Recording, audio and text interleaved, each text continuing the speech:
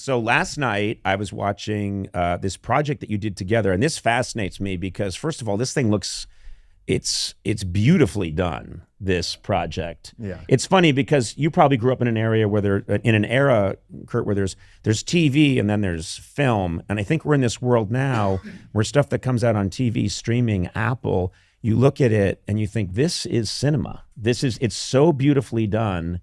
And it's just a different world. Well, that's what, when this came to us to look at. Monarch, a legacy of monsters, yeah. And it was Godzilla. So, first of all, you go, well, Godzilla, or, and it's like, wait a minute, which Godzilla? No, the refined Godzilla. And that's what we were interested in. Downton Abbey.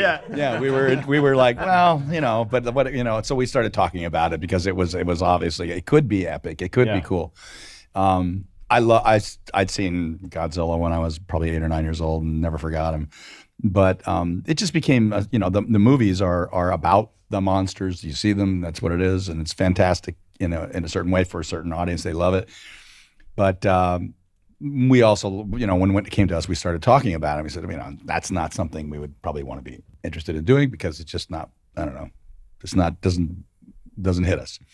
But that was not what they were wanting to do. They were wanting to look at this thing and take the human condition that was living with it, and do a real true sci-fi where it's a relatable human experience, and there are people who are dealing with this, and that was very interesting to us, and so we started talking about it, and ended up doing it and loving that we did it, because it really, the fact that Apple would put this kind of effort into it, the fact that the showrunner and the head writer were as invested in it as they were, the fact that they really went out to get really good actors to do it, made us feel like, this is something that maybe we should seriously take a look at, and we'd have the opportunity to do something nobody had ever done, that with 2 known actors, father and son, playing the same person. Yeah, that's the part that blows me away is you are the younger self. You are the more mature self. Yeah, slightly older. I say more mature.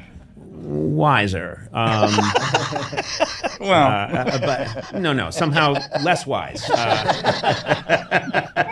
But it's really cool that you're both playing the same character. And so I would think if you're preparing for a role like that, you're kind of going to be eyeing each other. You don't have scenes together because that's not possible, obviously, but you're going to be trying to figure out each other's physicality. I mean, I'm guessing that might be part of it. No? That was sort of the unspoken thing that was in the back of our heads the whole time. Right. The thing that was fascinating for me, because Wyatt's was going to be different, was first of all the opportunity to watch him work.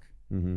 And how he worked, and the things that it would remind me of, or things that I would learn from him watching him. But I've never done a character where somebody else was starting it out. Yeah.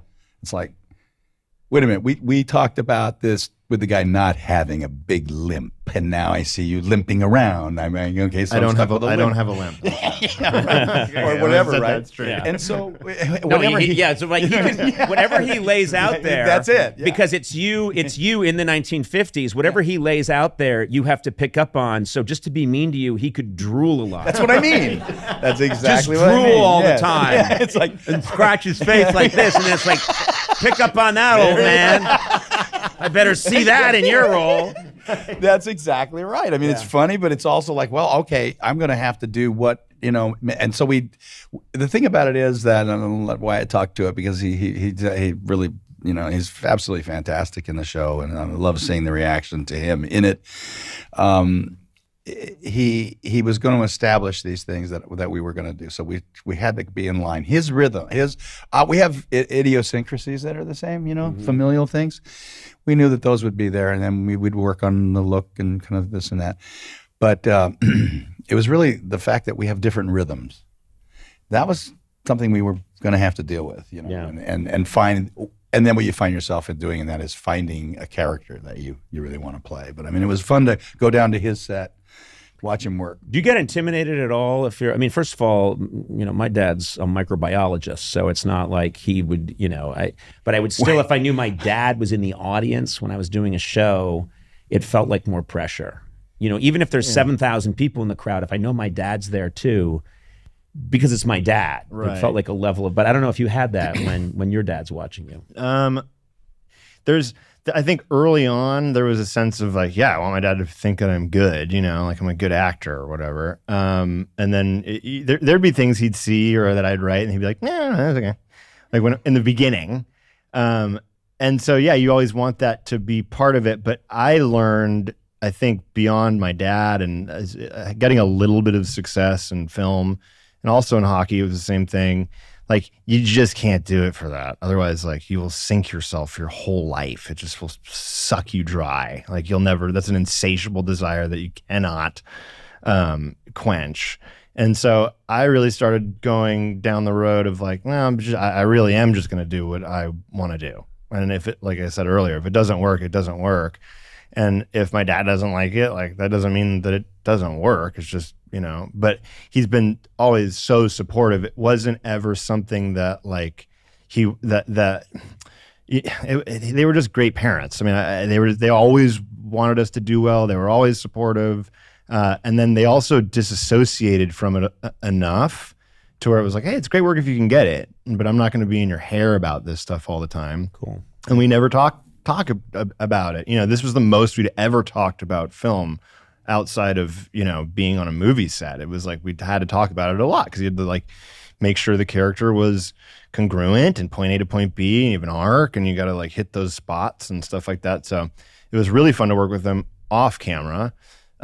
Seeing how I'd seen how he'd worked all the time when people would come over to the house and I'd be playing a video game or watching SportsCenter or something and you'd hear meetings, right? And then all he ever did in those meetings was try and make the movie better. Never was it about like me. It was just not the way he is. It wasn't the way, and it seemed like a good way to do it because his movies were always cool and people loved them and they were always good. The movie's good, you're going to be good. And so I took that approach. And then as I moved on with my career, that's been good for me and worked for me. And now we were able to do it together and it was awesome. It was really fun to be able to do. Funny story about getting cast as Godzilla though. Our doula, for those of you who don't know, they help you deliver your child. Mm-hmm. She was with my wife. And we were getting the offer to do Godzilla. And I have like a relatively large jaw. You can't see it without my beard. Ever since Jason Russell. And so, yeah. And my wife goes, yeah, he's going to do Godzilla. Him and Kirk are going to do Godzilla. Wyatt's going to be in Godzilla. And the doula goes, oh my God, he's going to be so great as Godzilla. So I always pictured him with that jaw, and I'm like, I'm not playing Godzilla. Looks so much. He's such a radioactive lizard. Yeah, I was like, oh no. Like, that would be great if you agreed to it thinking it was this other thing, right. And it's your dad doing all this complex acting, and you in a rubber suit going. Your dad's like, you're killing it. Yeah.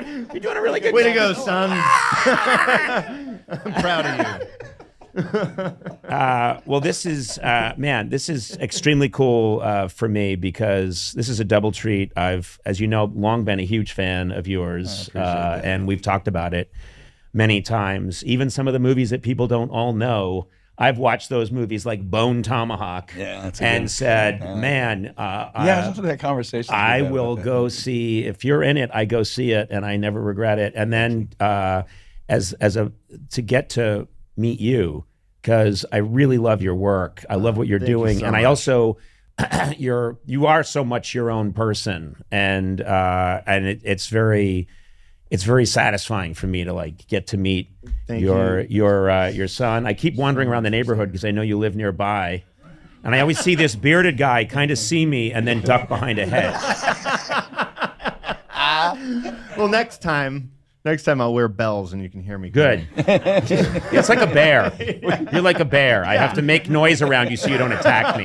You're right. Do you ever see Sandler? Adam Sandler lives in our neighborhood. Yeah. Adam bought our old house. That's right. Yeah. And this is what Adam does. It's LA, so people are supposed to, you call first, you send a text, maybe we'll get together at a neutral. It's not like, that's a weird thing about LA. People just don't go over to other people's houses and ring the bell, Right. except for Sandler.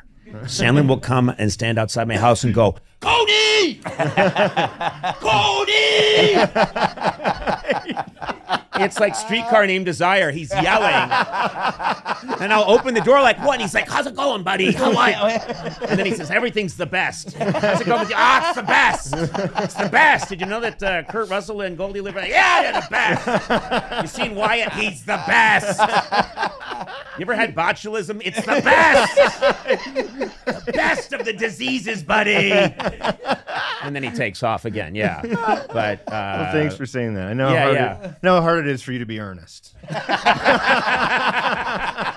I appreciate it.